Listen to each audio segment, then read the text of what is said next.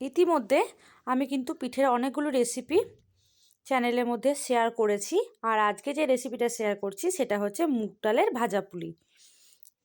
দেখতে আর খেতে দুটোই কিন্তু অসাধারণ হয়, আর বানানোও খুব একটা ঝামেলা নয়। তাই চটচট বানিয়ে নিন। শীত মাত্র আর কয়েকটা দিন আছে, এই শীতে কিন্তু পিঠে খাওয়ার একদম পারফেক্ট সময়।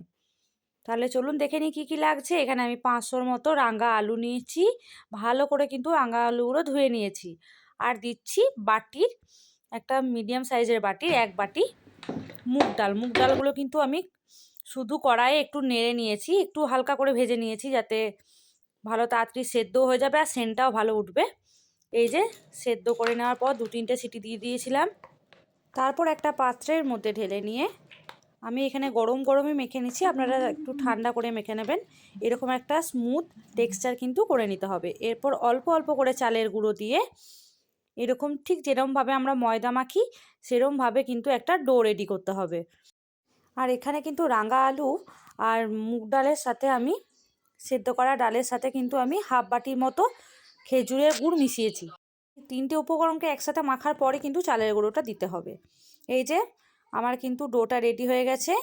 এইভাবে হাত দিয়ে গোল করে নিয়ে এখানে আমি খোয়া বাজার থেকে কিনে নিয়ে এসেছিলাম, সেই খোয়াটাই দিয়েই পুর দিচ্ছি। আর একদম বানানো কিন্তু ভীষণ সোজা। আমি এখানে 2 রকমের ডিজাইন করে বানিয়েছি। এই যে এইভাবে একটু ওপর দিকটা থেকে চেপে দিলে কিন্তু এরকম একটা সুন্দর আকার কিন্তু হয়ে যাবে। এই যে একটা একটা করে এবার আমি বানাতে থাকি। আর আপনারা কিন্তু এই পুরটা সন্দেশ দিয়েও করতে পারেন। বাজার থেকে মিষ্টি কিনে নিয়ে এসে সেই মিষ্টির পুরও কিন্তু আপনারা দিতেই পারেন। আর যদি কেউ চান যে মিষ্টি কিংবা পুরটাকে স্কিপ করে যেতে পারেন, শুধু কিন্তু এইভাবে বানানো যায়। এইটাও কিন্তু খেতে ভীষণ ভালো হয়। এই দেখুন বানানো কিন্তু পুরো কমপ্লিট হয়ে গেছে। আমার কতগুলো বানানো হয়ে গেছে। আমি এখানে 2 রকমের শেপ দিয়েছি। কড়াইয়ে তেল গরম কড়াই আছে, এরপর একটা একটা করে ভেজে তুলে নেব।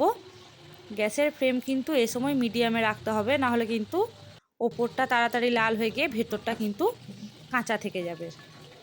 অন্যান্য পিঠের তুলনায় কিন্তু এই পিঠেটা একটু হলেও আলাদা। এটা বেশ খেতেও ভিতর থেকে কিন্তু নরম আর ওপর থেকে কিন্তু বেশ ভালো মুচমুচে থাকে। এই যে দেখুন কত সুন্দর হয়েছে দেখতে, লাল লাল। এইভাবে প্রত্যেকটা ভেজে নিই। আর আপনাদের বলে রাখি, যারা ফেসবুক থেকে ভিডিওটা দেখছেন তারা পেজটা ফলো করে নেবেন। আর যারা ইউটিউব থেকে দেখছেন তারা কিন্তু চ্যানেলটা অবশ্যই সাবস্ক্রাইব করে নেবেন। এই যে হয়ে গেছে সবগুলোকে ভাজা। এরপর একটা আপনাদেরকে ভেঙে দেখাই যে কতটা সুন্দর হয়েছে। Guinea pig ready. চলুন সেই বলুক কেমন হয়েছে। টাটা।